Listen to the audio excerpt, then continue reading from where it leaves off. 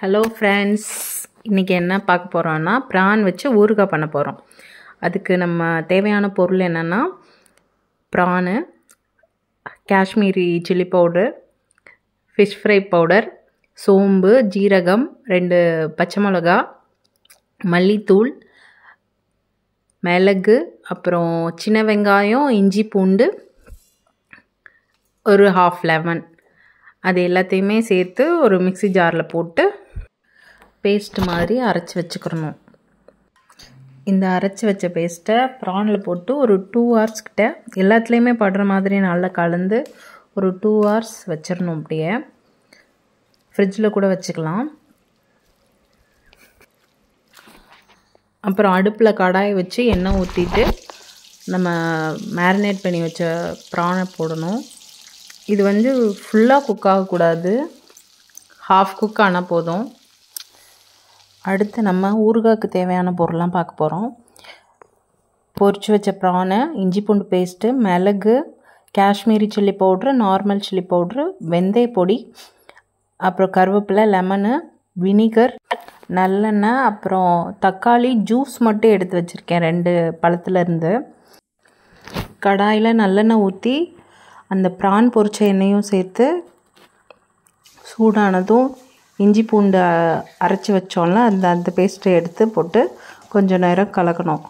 கலக்கிட்டு தேவையான அளவு உப்பு சேர்த்துட்டு பச்சை வாசனை போனதுக்கப்புறம் நம்ம எடுத்து வச்ச அந்த தக்காளி ஜூஸ் சேர்த்து எண்ணெய் பிரிஞ்சு வர வரைக்கும் குக் பண்ணணும்.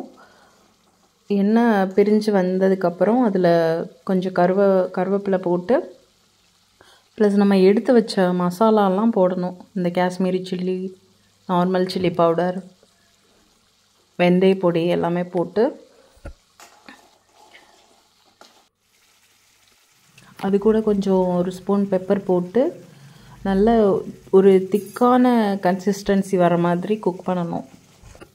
நல்ல கிரேவியாக வந்ததுக்கப்புறம் நம்ம பொரிச்சு வச்ச ப்ரான் எடுத்து போட்டு அது கூட நம்ம வினிகர் ஒரு 50 ml அளவு ஊற்றுனதுக்கப்புறம் கொஞ்சம் நல்ல கிரேவியாக திக்காக வர வரைக்கும் கிண்டிகிட்டே இருக்கணும்.